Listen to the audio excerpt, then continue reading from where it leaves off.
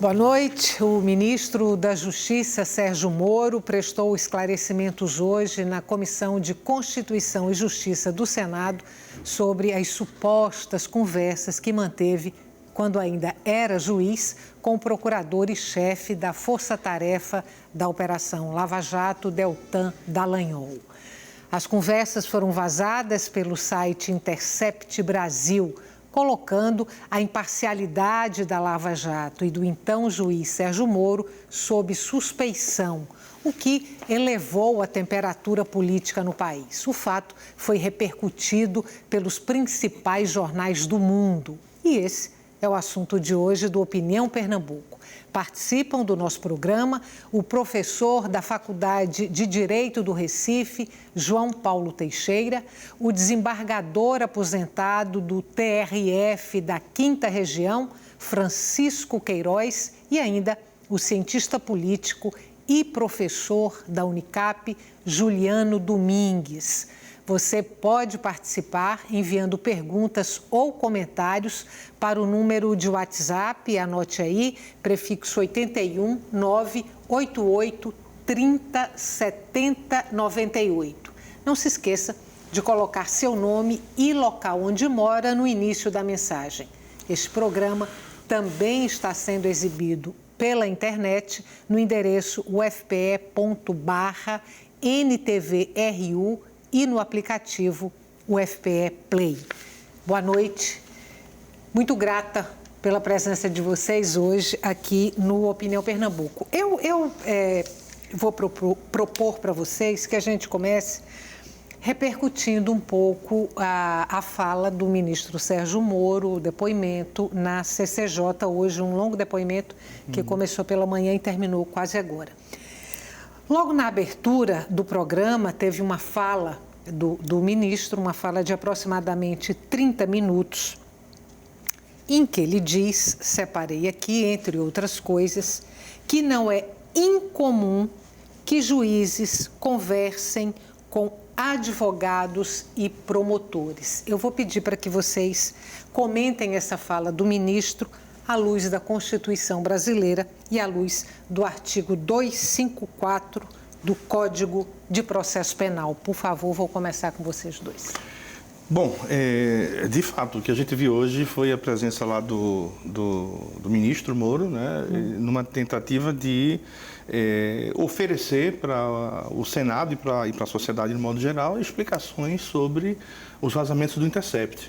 E nesse caso, o que a gente percebeu é que, inclusive, ele não utilizou todos os minutos que estavam destinados a ele. Ele próprio anunciou que assim faria, né? Bom, vou ser breve. E trouxe uma preocupação evidente em mostrar os números da Lava Jato. Não é? Eu percebi claramente que havia uma tentativa de desviar o foco do problema principal, que não é exatamente questionar se vale a pena ou não combater a corrupção. Não é essa a questão que está no foco do debate. E mostrando os serviços que a Lava Jato apresentou, quase como se os fins justificassem os meios. Né? E, nesse sentido, o que chama mais atenção é o fato de haver uma conversa, né, pouco republicana, que foi capturada, enfim, não se sabe ao certo se foi um hacker ou se foi, enfim, alguém que efetivamente vazou para o Intercept, mas o fato é que em nenhum momento eu percebi uma preocupação explícita do ex-juiz, do ministro lá, em negar efetivamente o que tinha acontecido. Pelo contrário, em alguns momentos ele até confessou, isso aconteceu, e daí a importância de ele utilizar como estratégia exatamente a naturalização desse tipo de prática, né? de advogados, enfim, com juízes e procuradores, que de fato acontece. É preciso que a gente reconheça que os embargos auriculares, como na própria sessão se ventilou, é algo que acontece, né, na nossa experiência brasileira com grande frequência. Né? Isso é próprio da própria cultura nacional mesmo, de que advogados, para serem ouvidos, né, enfim, não basta falar pelos autos, tem que falar de alguma forma, ter alguma aproximação com o juiz, com a pessoa que vai decidir. A questão que me parece que a gente precisa discutir é qual é o limite dessa conversa. Né? Apesar de ser uma prática que, de certo modo, acontece, e me parece que existem limites, e os limites estão exatamente no que determina o direito, né? Que é a afirmação da imparcialidade do magistrado. Quando a gente percebe uma proximidade do juiz de uma das partes, pode ser a acusação, pode ser a defesa, enfim, né? Me parece que a imparcialidade fica amplamente comprometida. E pelos diálogos que foram lá veiculados, a gente percebe que há uma preocupação em conduzir as etapas da Operação Lava Jato, enfim, sugerir testemunhas, que é algo que não me parece muito adequado para uma postura de um magistrado, né, de alguém que deve se colocar como efetivamente imparcial no processo. Desembargador, nesse caso, tanto a Constituição brasileira como esse artigo 254 do Código de Processo Penal teriam sido, de alguma forma, arranhados? Eu vou voltar um pouquinho da parte final do que foi dito. Há países, o exemplo da Grã-Bretanha, onde a parte, o seu representante, dirigisse ao magistrado, lá o juiz, como eles chamam, sem a presença do advogado da outra parte, é uma das formas mais graves do crime chamado Contempt of Court, atentado à dignidade da justiça. Em Portugal também, o advogado de uma parte só vai falar com o juiz, marcando com a secretária, para o advogado da outra parte também estar presente. No Brasil, o próprio CNJ, eu fui juiz 30 e vários anos, ele orienta que o advogado tem acesso ao juiz e falar com o juiz. Isso é um aspecto. No caso do Ministério Público, tem algumas peculiaridades, porque eles não são considerados advogados como o outro. Tanto é que o Ministério Público tanto requer a condenação quanto requer a absolvição. Às vezes, e não é incomum, o juiz trocar alguma ideia sobre fato não relevante com o membro do Ministério Público. Agora, isso não significa o magistrado poder estar compartilhando a condução de uma acusação.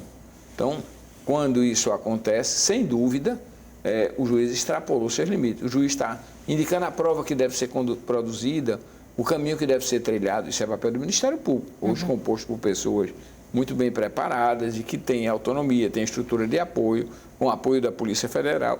Não cabe ao juiz esse papel.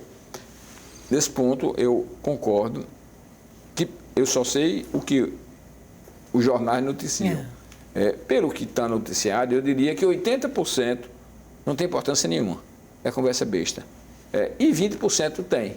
Troca sobre... E o mais grave que eu achei de tudo foi certa relação entre a condução do processo e o momento político. Por exemplo, quando uma procuradora chamada Laura, ela diz que o Moro deve só deferir a entrevista de Lula depois da eleição para que Haddad não ganhe a eleição. Então, esse é um aspecto grave, porque é algo que é vedado tanto ao juiz quanto ao Ministério Público, que é posição político-partidária. Então, isso aí é um grande equívoco.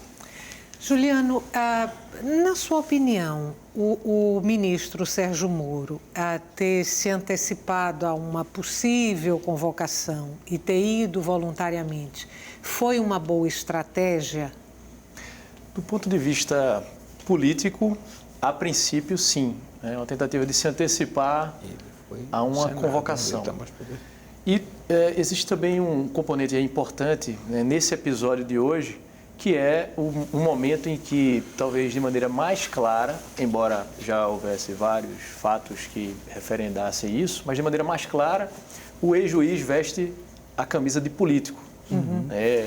Embora o fato de ter aceito a indicação a ministro da Justiça já denunciasse isso, né? A partir desse momento ele deixa de ser, pelo menos deixa de lado aquela tentativa de convencer a opinião pública de que a postura dele é essencialmente técnica, né? Nesse momento, ele precisa, de fato, vestir a postura de político e aí, então, se antecipar a uma eventual convocação, reforça uma atitude que é essencialmente política.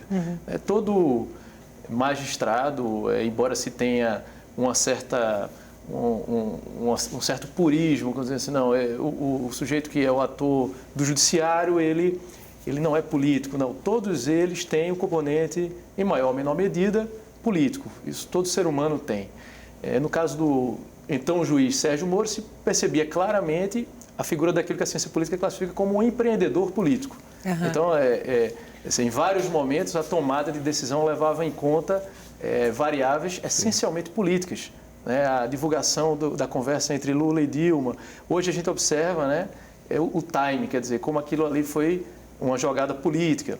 E aí, pelo momento que aquilo foi veiculado. Exatamente. Então, quer dizer, havia ali uma série já, até esse presente momento, uma série de episódios que reforçavam o perfil político, né, do então juiz, e que foi agora, digamos assim, sacramentado com essa postura dele nesse momento, demonstrando uma tentativa de se antecipar e de, uma vez contra as cordas, digamos assim, um contra-ataque, né, quer dizer, um reequilíbrio desse jogo, entrar de maneira muito forte na disputa pela narrativa, né? Isso. Aquilo que foi dito aqui, quer dizer, a tentativa de se dizer, ok, isso daqui aconteceu, mas de convencer a opinião pública de que se trata de algo natural, ou seja, naturalizar isso e assim então diminuir a importância. Então, quando ele passa o dia inteiro nesse depoimento e no dia seguinte a repercussão na mídia, é uma disputa por essa narrativa. Uma pequena observação. E ele escolheu a casa onde deveria ir. Que era a casa onde ele teria maior proteção, o Senado. Digamos, é uma prova que ele sabia e pelo desenrolar de todo esse dia, se verifica que havia um grupo enorme de senadores na defesa dele. Ele não escolheu a Câmara, onde ele estaria mais exposto. Mais exposto estará o Dallagnol na convocação, no convite, né, que foi feito para ele comparecer à Câmara dos Deputados. Nos depoimentos de hoje, nas falas do ministro hoje, ele volta a insistir, ele não nega as conversas, né? Também não diz que sim, que ele teve, não diz claramente que ele teve aquelas conversas. Ele diz que não lembra. Deltan Dallagnol.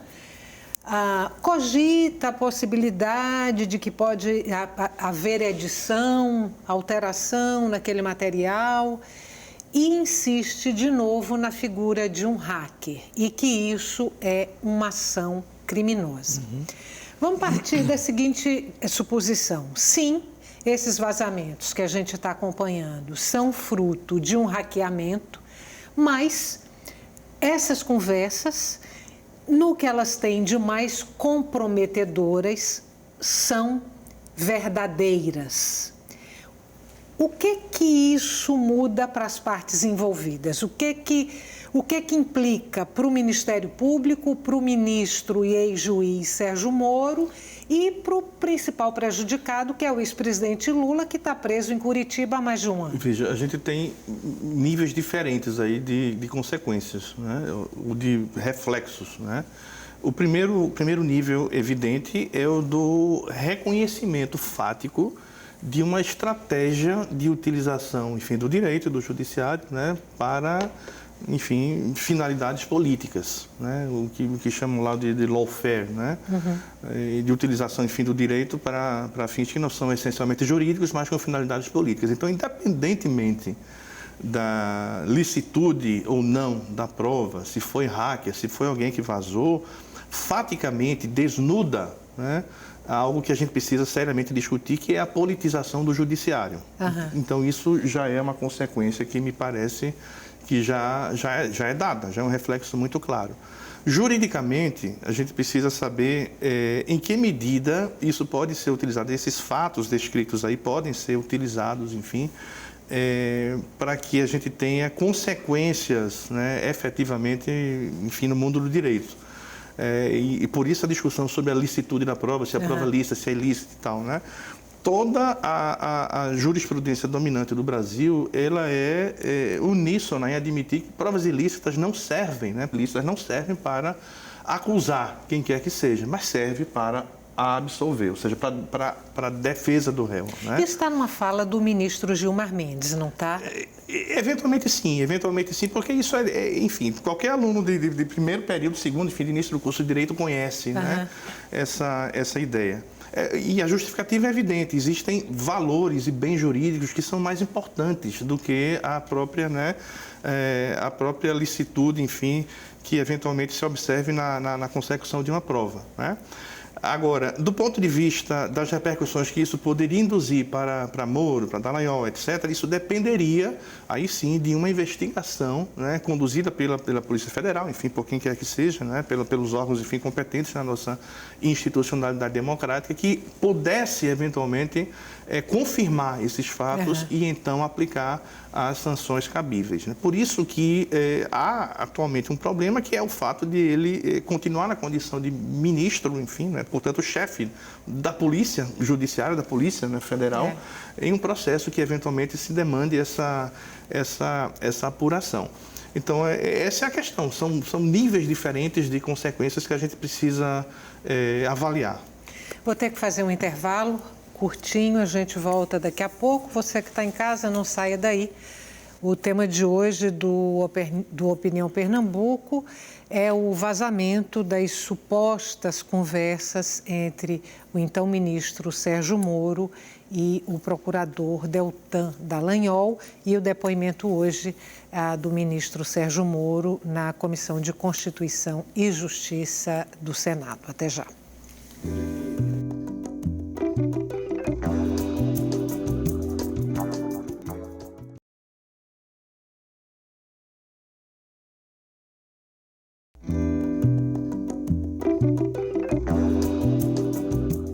Estamos de volta com Opinião Pernambuco, o vazamento de conversas entre o ex-juiz Sérgio Moro e o chefe da Força-Tarefa da Operação Lava Jato, Deltan Dallagnol, é o assunto que está sendo discutido hoje no nosso programa. Participam o professor da Faculdade de Direito do Recife, João Paulo Teixeira, o desembargador aposentado do TRF da 5ª Região, Francisco Queiroz, e ainda o cientista político e professor da Unicap, Juliano Domingues. Desembargador, vou começar com 2 perguntas aí para o senhor. A primeira, esses vazamentos implicando aí em investigações, em apurações, a Polícia Federal se ocupando dessas investigações, e o ex-juiz é o ministro da Justiça, chefe, portanto, da Polícia Federal. Não é muito estranho a Polícia Federal ter que investigar o próprio chefe? Uma solução ética para essa situação não seria o afastamento, ainda que temporário, suponhamos, do ministro do seu cargo? Essa é a primeira pergunta, depois eu faço a outra. Deixa eu lhe dizer, em relação à interferência possível do ministro da Justiça na Polícia Federal, eu vou dar um depoimento com minha experiência de mais de 30 anos como juiz federal. Eu diria que a chance, eu não posso dizer que é zero, é quase zero. Veja que durante todo o período da apuração da Lava Jato e antes da ação penal 470, aquela do Petrolão, a Polícia Federal atuou e o Ministério da Justiça não pôde interferir. Não digo nem que tentou. Eu acho que não interferiu por várias razões. Primeiro, a Polícia Federal começa que o diretor-geral tem que ser um delegado da Polícia Federal do nível mais elevado, já restringe. As direções, as superintendências são todas só de delegados da Polícia Federal. E é uma cultura muito própria deles em termos de autonomia.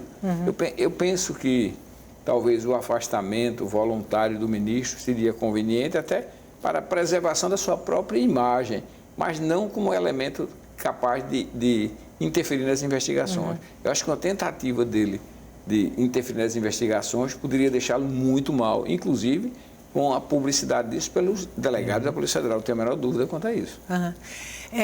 Juliano, essa ida do ministro ao Senado hoje, ela pode servir como um mecanismo de desidratação de uma possível CPI da Lava Jato ou não? É difícil dizer ainda nesse momento, Estela, de maneira mais taxativa. Mas, assim, a princípio, enfraquece. a princípio enfraquece. Normalmente, um movimento nesse sentido depende da recepção da opinião pública em relação aos fatos. Tem se usado muito determinadas ferramentas que procuram mensurar isso a partir da observação da movimentação nas redes sociais, principalmente no Twitter.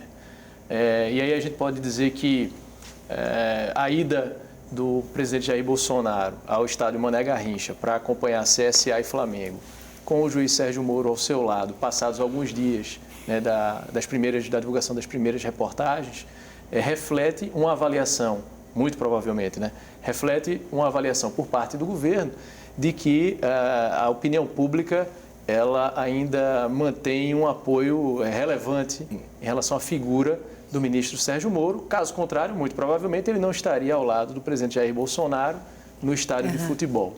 Então, uma movimentação em torno de uma possível CPI ou de parlamentares em busca justamente desse tipo de iniciativa vai depender muito da expectativa de desgaste ou não perante a opinião pública. Então, quando o ministro ele se antecipa, participa, né, de uma sessão como a de hoje, espera que o enquadramento, a forma como a mídia vai retratar isso nos telejornais hoje à noite, agora à noite e amanhã no jornal impresso, como isso vai repercutir nos ambientes de trabalho, né, nos microambientes, isso tende a influenciar essa percepção da opinião pública. E aí, logo, provavelmente, a gente vai ter acesso a pesquisas de opinião que procuram identificar o quanto isso interferiu na percepção da opinião pública, e aí, certamente, o parlamento vai refletir em alguma medida isso. O que se viu hoje, na maior parte das vezes, eu não tenho os dados, é uma impressão a princípio, foi o pronunciamento predominante de parlamentares em apoio, né, como foi destacado aqui pelo professor Francisco Queiroz, quer dizer, havia uma rede de proteção ali muito clara, no sentido de blindar o ministro. A gente viu também um ministro muito frio, muito calmo, como ele normalmente se apresenta, então isso tende a ser interpretado pela opinião pública como reflexo de alguém que está falando a verdade, ou seja, ele não se alterou em momento algum. Então é preciso aguardar para verificar o quanto isso vai se refletir do ponto de vista da avaliação, né, dessa percepção da opinião pública em relação à figura do ministro. Que expectativa vocês guardam em relação ao recorte que será dado a esse depoimento de hoje, que, como a gente já falou aqui, começou pela manhã e terminou agora no início da noite? Que expectativa vocês guardam em relação ao recorte que será dado pela imprensa, pela grande mídia? Veja, Estela, a gente está em curso, né? Estamos no processo aí e é claro que existem já alguns posicionamentos se consolidando, né? Me parece, por exemplo, que Folha de São Paulo tem sido mais crítica, né, nos últimos editoriais, né? O próprio Estadão tem oscilado, né? E a Globo, né, enfim, talvez a maior representante da mídia corporativa, tem adotado uma postura de relativizar essas práticas, né?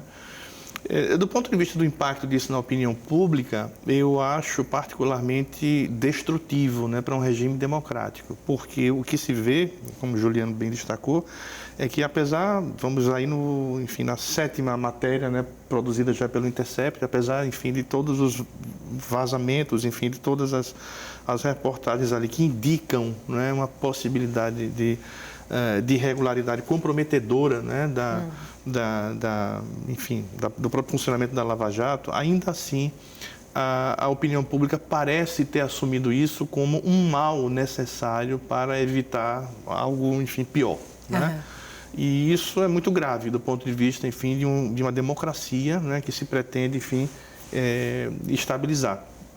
Porque, no limite, o que se está dizendo é que é possível deixar de lado o direito, é possível deixar de lado as regras do jogo para fazer valer um sentimento de justiça, seja ele qual for, né? Essa é a lógica dos justiçamentos, essa é a lógica, enfim, daqueles regimes que não têm compromisso efetivamente com democracia, ou seja, com procedimentos mesmo estabelecidos e enfim, que passa pelo Congresso, pela liberdade da própria mídia e todos esses elementos. Então, é um forte indicativo disso que o próprio governo, ele tem, de alguma forma, se utilizar desses mecanismos, né, de consulta à opinião popular, seja através, enfim, de pesquisas regulares, ou seja através das mídias sociais, para mapear, né, mapear como está acontecendo, como está sendo recebido isso pela população.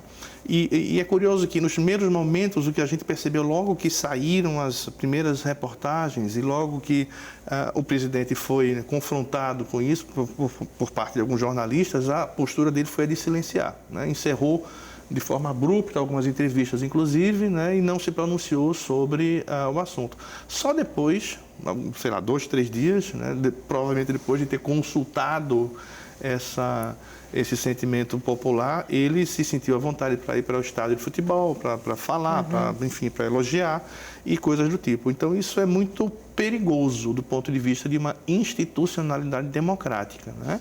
É preciso que sejam garantidos os procedimentos estabelecidos pela Constituição, pelo nosso direito, mesmo quando nós não concordamos com eles, né? Eu acho particularmente emblemático o discurso no sentido do que se diz muito frequentemente, mas se o sistema, por exemplo, né, jurídico brasileiro, as leis brasileiras são muito, né, coniventes com corrupção, coisa do tipo. Bom, tudo bem, se é assim, vamos discutir a mudança da lei no parlamento, no seu lugar adequado. O que não dá é para cada juiz resolver fazer justiça a partir daquilo que ele entende como certo, porque isso promove uma absoluta destruição do sistema, né? E termina no limite virando a lei do mais forte. Desembargador, vou pegar aqui o vazamento do dia 9, que é aquele vazamento em que aparece o juiz Sérgio Moro, quando alinhou articulando procedimentos, manobras da Lava Jato, supostamente Moro orientando Dallagnol como ele deveria proceder. Do dia 12, que é aquele vazamento que aparece a figura do ministro Fux, do STF, Moro dizendo que no ministro Fux eles confiavam. Tem o vazamento de ontem, que aparece Dallagnol dizendo que a inclusão de FHC numa suposta investigação da Lava Jato atenderia à necessidade de a Lava Jato passar imparcialidade para a opinião pública.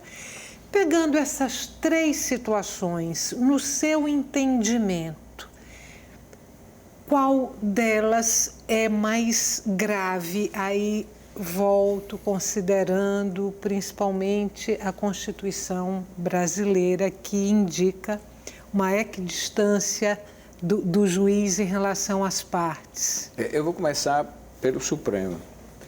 Todo tribunal, toda corte mais alta, ela não deixa de ser jurídico-política. Isso eu me lembro de uma lição muito forte do professor Jorge Miranda. Mas ela não pode ser político-jurídica. O nosso Supremo, ele está excessivamente politizado e com, vamos usar uma expressão imprópria, com partidos muito nítidos. Tanto isso fica patente quando nós teríamos agora o julgamento do HC. Um HC do ex-presidente Lula queria dia 25. E o Gilmar disse que só levaria em agosto. Não vai ser mais no dia 25? Não. Por que é que vai ser em agosto? Porque vai dar tempo de meditar todas as nuances. Os elementos jurídicos já estão nos autos. Mas daqui para agosto, eles vão ter uma série de outros elementos, circunstâncias externas, que podem levar um caminho ou outro. Eu, numa entrevista, segunda-feira, numa rádio, perguntaram sobre o que achava do julgamento do Supremo. Se fosse dia 25, eu diria que seria 3-2. 2 votos a favor do Lula, Gilmar e Lewandowski. 2 votos, com certeza, contra, Fachin e Rosa Weber. E o terceiro voto do ministro, não sei. Eu penso que, em princípio, ele ainda preservaria a prisão. Sob um argumento parecido com o do Barroso, de que há N outros elementos, que mesmo que se desprezasse tudo isso que foi feito, perícias, confissões, delações, acordo de leniência, que tudo foi um somatório de elementos que levariam à culpabilidade do presidente. Então, o Supremo hoje é um tribunal muito político, infelizmente. E, inclusive, com uma dificuldade que ele está julgando os relatores com sede liminares sozinhos e não leva para o colegiado. A diversidade de pensamentos na Corte Suprema é salutar. E ela se dilui quando julgam no colegiado. Mas quando fica cada um julgando de um jeito, cada um julgando sozinho, nós temos pensamentos diversos que ficam prevalecendo por longo tempo. Essa é a questão do Supremo. Em relação aos 3 fatos que mencionou, por exemplo, alguém, não sei se era o Moro ou Dallagnol, acho que era o Moro que teria dito que em Fúcsia e Trust, né? Uhum. Muito bem, imitando a cédula americana. O dólar. Muito bem. Eu acho, essa aí, que foi tão valorizada, acho que não tem importância nenhuma. Porque se alguém me perguntasse como juiz, isso aí está com tal ministro, mas esse eu confio. Outro, nem, não estou falando de Gilmar, mas esse eu não confio tanto. Não estou dizendo que ele é mau, bom, honesto, desonesto, assim, questão de pensamento político. Fulano eu não confio tanto, não. Fulano eu confio. Então, esse aí eu acho que esse é o que para mim não tem importância nenhuma. Para mim, o mais grave de tudo isso é estratégia conjunta, como se fosse reunião de diretoria para traçar os rumos da empresa. Isso é que é errado. Isso é que é um papel indevido. E outra coisa que tem que se observar é a diferença de ritmo dos processos. Eu diria, acha que Lula é inocente? Não. Acha que Aécio é culpado? Mais ainda. Acha que fulano, a FHC é culpado? Mais ainda. Sorte dele que morreu o Sérgio Mota. E tantos outros mais. Mas por que só esses processos andaram? A direção, no meu entender, uma opinião muito... A concentração desses processos em Curitiba é o maior equívoco. E tem uma explicação. Eu fui 16 anos e quase 17 juiz de um TRF, o da 5ª Região, que junto com o da 4ª Região eram os mais rápidos. O da 4ª Região ainda um pouco mais rápido. O TRF da 4ª Região sempre se caracterizou por ser muito rápido e muito conservador. Então, quando eu levo aquilo para Curitiba, eu tenho certeza que será uma condução rápida e conservadora. E isso apontaria, no caso dos processos envolvendo, digamos assim, o Lula e etc., para esse caminho. Alguém diz, o processo do Lula foi julgado com rapidez. Eu digo, a mesma dos outros. Agora, o que eu pergunto, e o processo de Aécio? Outro erro judicial gravíssimo, processo em que envolviam desvios de recursos para fins políticos e outros que não. O entendimento que se consolidou foi que ia tudo para a Justiça Eleitoral. Ora, eu fui juiz do eleitoral, 4 mandatos, 8 anos, em momentos diversos da minha vida. O eleitoral tem um componente político mais forte pela composição. Os juízes são temporários, mandatos curtos. Um processo então, quando o juiz está conduzindo o processo, ele sai, vem outro, vai retomar tudo aquilo. Então, a chance de algo prescrever na Justiça Eleitoral é muito maior do que em qualquer um.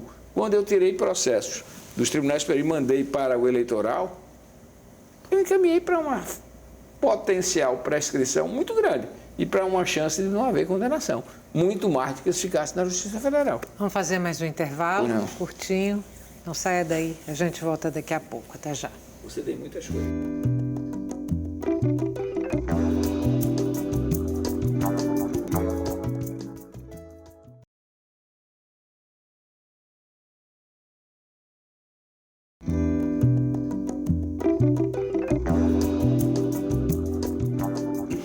Estamos de volta para o terceiro e último bloco do Opinião Pernambuco. Os convidados de hoje do nosso programa discutem os vazamentos das conversas entre o ex-juiz e atual ministro da Justiça, Sérgio Moro, com o chefe da Força-Tarefa da Operação Lava Jato, Deltan Dallagnol.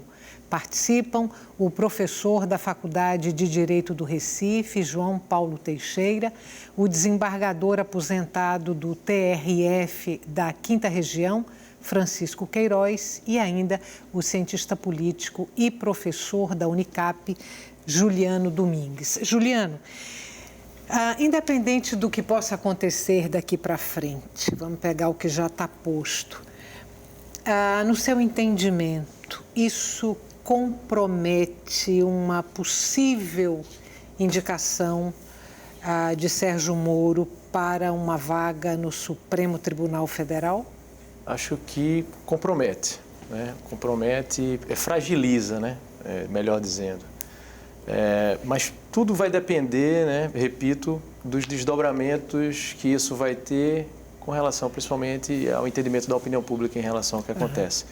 A gente já visualizou declarações, por exemplo, do ministro Marco Aurélio Mello, né, publicamente dizendo que compromete, então isso reforça, né, e levanta suspeitas sobre o comportamento do então magistrado, né, que apesar das primeiras matérias quando foram divulgadas, ainda dispõe de um capital político, né? Logo na sequência foi divulgada uma pesquisa na semana passada mostrando que ele ainda era o político mais popular do Brasil. Então a gente vive um ambiente de desconfiança muito grande em relação às instituições democráticas, todas as pesquisas de opinião indicam isso, e, ao mesmo tempo, uma crença muito grande em determinadas personalidades. Ainda desfruta de um patrimônio, digamos assim, político, um capital político elevado. O presidente Jair Bolsonaro ainda é uma figura, as pessoas confiam mais no presidente do que no próprio governo. As pessoas confiam também muito em Sérgio Moro, apesar dessas revelações. Então, ao mesmo tempo, há uma desconfiança muito grande em relação ao STF, né? Então, assim, compromete.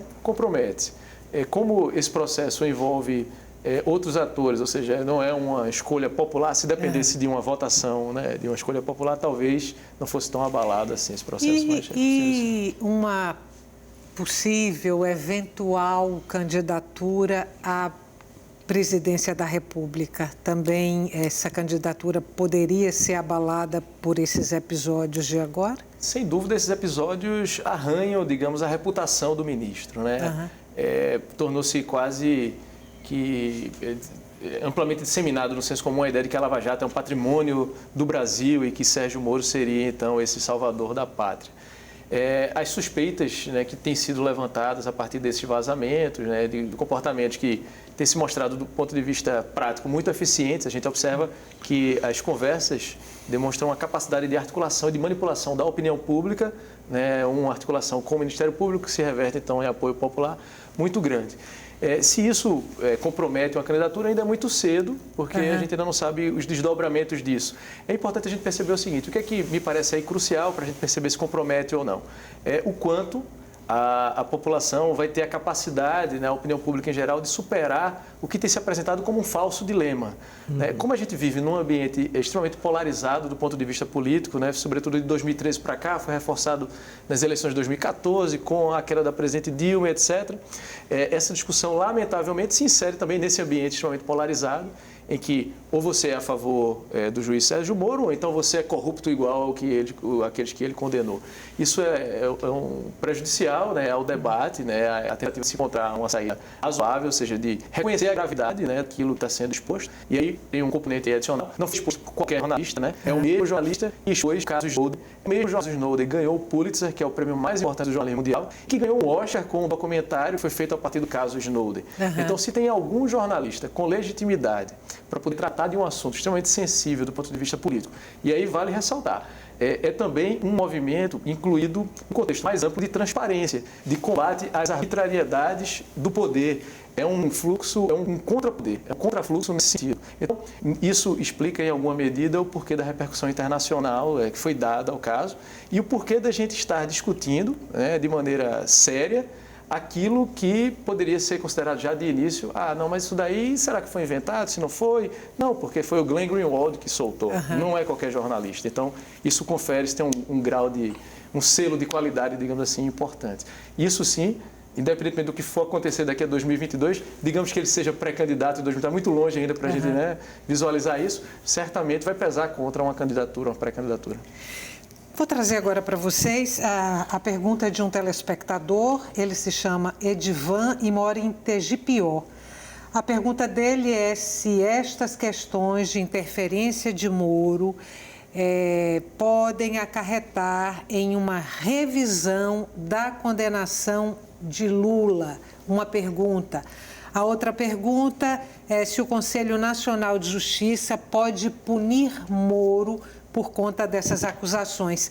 A de Lula, eu vou passar, a pergunta que se refere a Lula, eu vou passar para o senhor desembargador, e a outra eu passo para você, se Moro pode ser punido.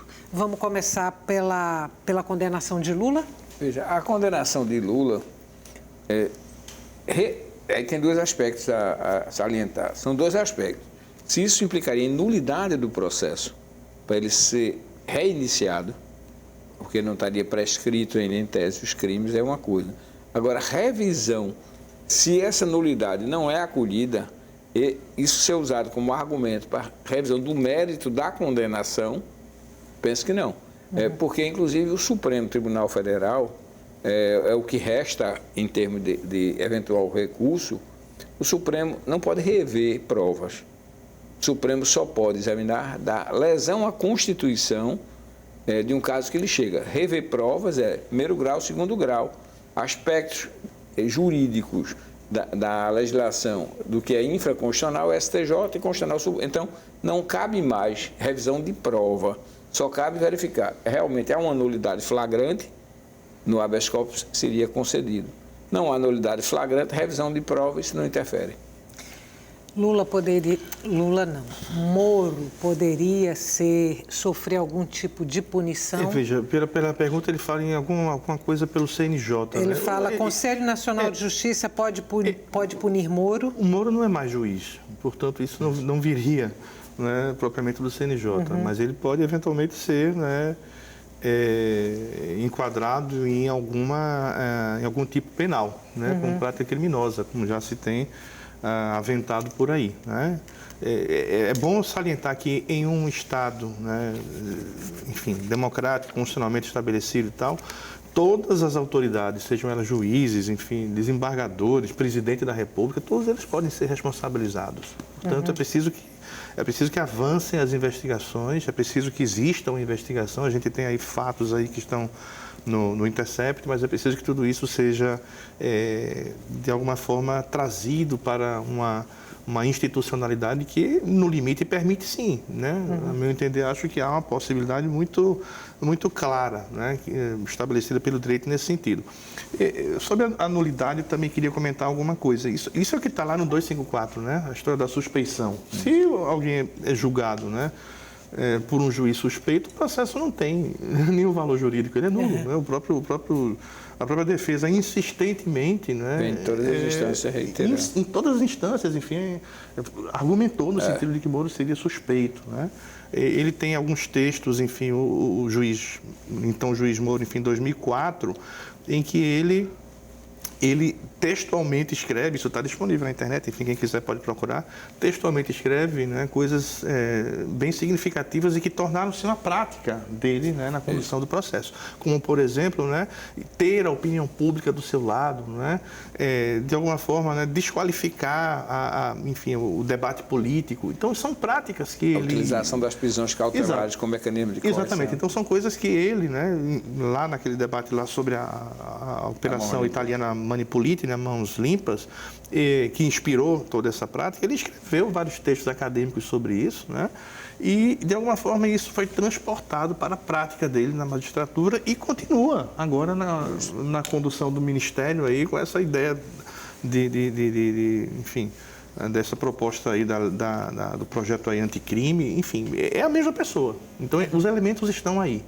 Agora, é preciso ver como os atores políticos vão se articular em torno disso, né, no sentido de uma criminalização, de uma nulidade, né, do processo, que, a meu ver, são possibilidades, sim. Estamos chegando no finalzinho do programa, acho que 1 minuto e meio, 2 minutos. Vou fazer uma última pergunta para você. Se esses vazamentos continuam, né? Se eles trazem situações, vou usar a expressão, delicadas, envolvendo aí o ministro Sérgio Moro, isso pode comprometer a imagem do governo e não do ministro? Certamente. O que a gente observa desde o momento em que o presidente eleito Jair Bolsonaro convida Sérgio Moro, convida no sentido de agregar ao seu governo, né, o capital político que Sérgio Moro acumulou nos últimos anos em função da Operação Lava Jato. Então, naquele momento, o juiz Sérgio Moro conferia, digamos assim, uma legitimidade ainda maior ao governo, etc.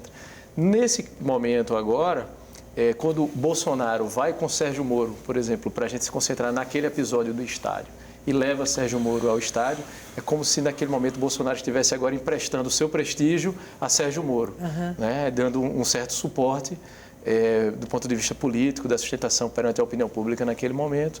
Então, a relação entre Sérgio Moro e o governo Bolsonaro é muito íntima, né? A gente poderia dizer assim, algo escandalosamente íntima, né? Porque aí ele depois então se torna ministro do governo Jair Bolsonaro. Então, esse processo de tentativa de... Porque o que está em curso é um processo de tentativa de desconstrução da imagem do juiz, né? As capas das revistas semanais dessa semana refletem justamente esse processo de desconstrução. A capa da Veja é um exemplo, né, demolidora. Claro, exato, porque assim, desmoronando, então tem o busto dele então, sendo desconstruído. É um processo que está em curso. Isso tende a se refletir no governo, sim.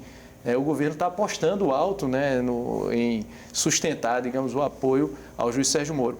E o juiz Sérgio Moro, o ex-juiz, no caso ministro, é uma daquelas figuras, que isso foi falado na época, né, que o Jair Bolsonaro nomeou 2 ministros que não poderiam ser demitidos, cuja demissão fragilizaria demais o governo.